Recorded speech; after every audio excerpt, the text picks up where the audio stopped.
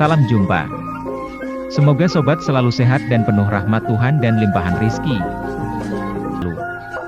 Salah satu museum terbaik di Cirebon, yaitu museum yang berada di Keraton Kasepuhan.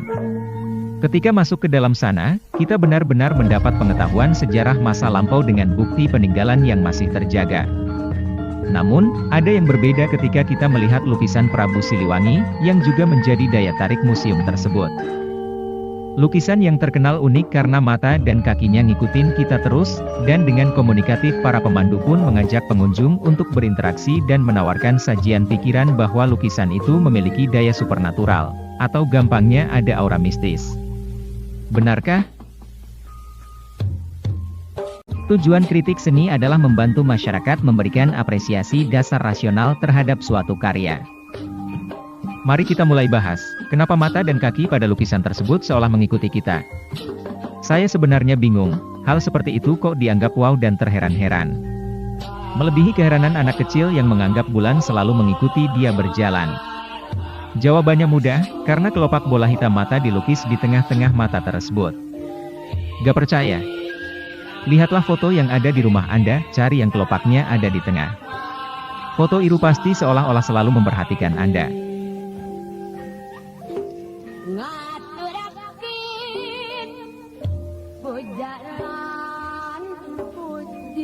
Sebaliknya, jika posisi kelopak terletak di sudut mata, akan menimbulkan kesan melirik atau melihat ke yang lain.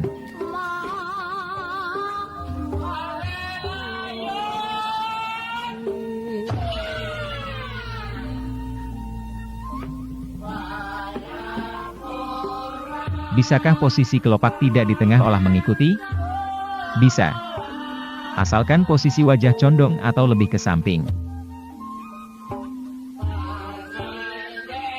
Bagaimana dengan kaki?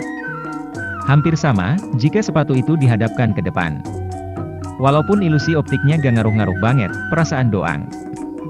Lukisan Siliwangi ini beruntung. Karena berada di museum yang menyimpan peninggalan bersejarah. Tetapi anehnya, lukisan Siliwangi ini dibuat tahun 2004. Entah mengapa, kok lukisan ini dipasang di museum. Undang-Undang Cagar Budaya Nomor 11 Tahun 2010. Bahwa suatu cagar budaya dianggap bersejarah dan dilindungi jika telah lebih berumur 50 tahun, meski cagar budaya tersebut menyebut bangunan, tetapi setidaknya bisa menjadi acuan nilai suatu benda bersejarah atau tidak. Apakah lukisan itu unik?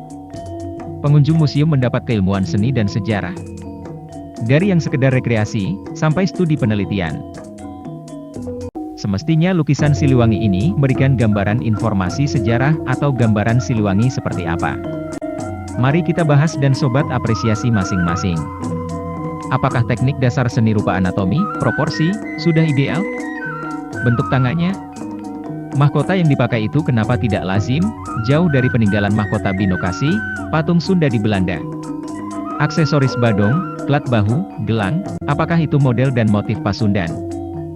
Prabu Siliwangi itu konon Raja Sakti, berarti rajin laku tirakat. Apakah Prabu Siliwangi mendapat kesaktian juga bisa didapat sambil enak makan enak tidur, sampai badannya tambun? Hal yang berkebalikan dari kabar Portugis melalui Tom Pires, bahwa Raja Sunda Samian tinggi tegap, pria-pria Sunda rupawan. Setidaknya mewakili sosok Siliwangi.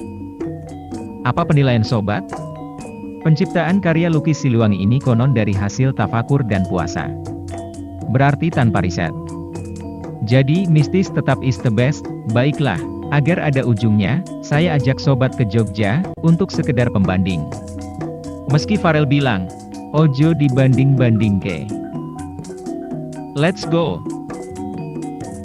Keraton Jogja punya museum tersendiri untuk koleksi karya lukisan. Tentu saja, kriteria keilmuan sejarah dan seni terpenuhi.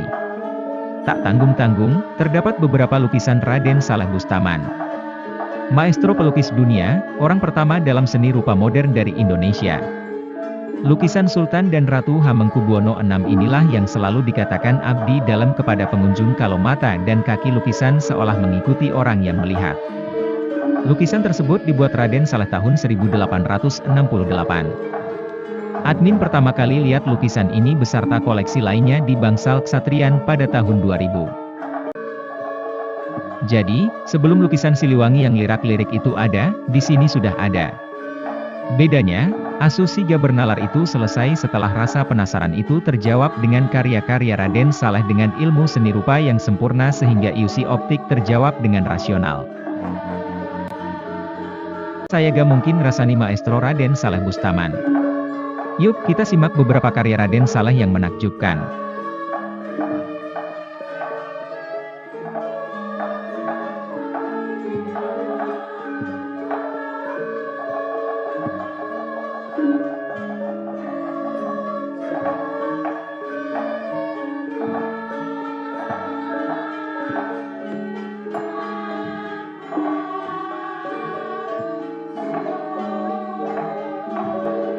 Seni rupa ada disiplin ilmunya. Sejarah juga demikian. Seni dan sejarah gak usah dimistik-mistikan. Mistik itu terbuat dengan sendirinya. Bukan buat-buat. Demikianlah pembahasan tentang lukisan Siliwangi Kasepuhan. Tidak ada tujuan lain supaya asumsi tanpa nalar itu terhenti. Maaf jika ada salah. Salam.